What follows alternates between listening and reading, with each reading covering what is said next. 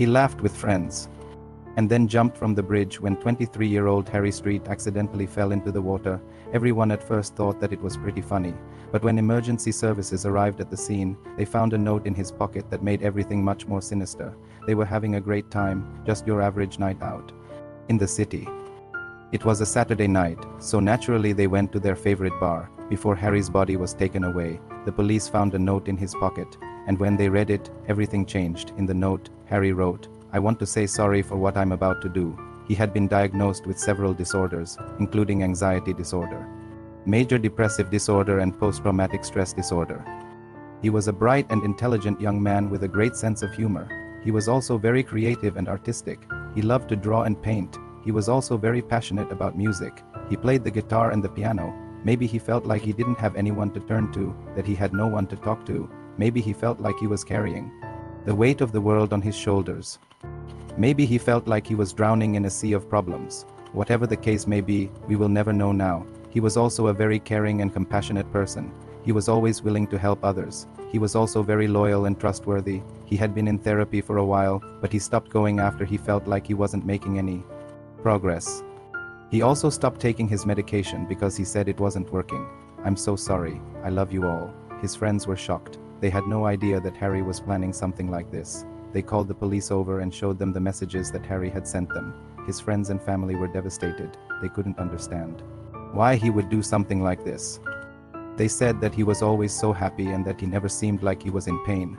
May he rest in peace. They also said that he was always surrounded by friends and that he never seemed like he was alone.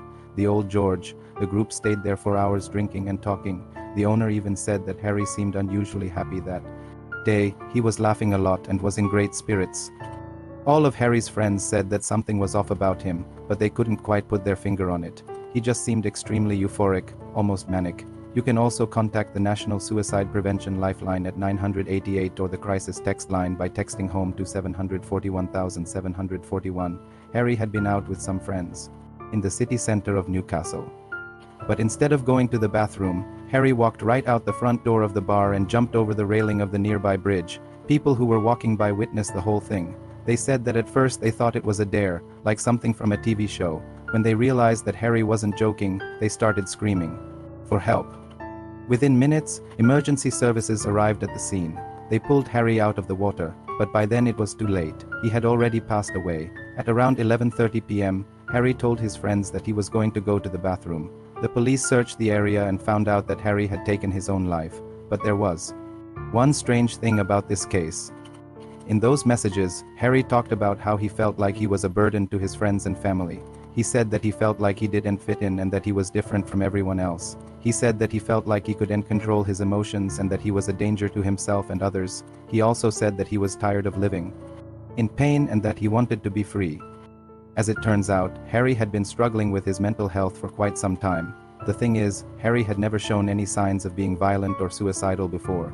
He was always so full of life and energy. So when Harry suddenly took his own life, it came as a shock to everyone who knew him. But maybe Harry was struggling more than any of us will ever know. All we can do is remember Harry for the great guy that he was, for the awesome friend, the talented artist, the passionate musician, the caring and compassionate person that he was. If you or someone you know needs help, please don't hesitate to reach out to a trusted friend or family member or professional.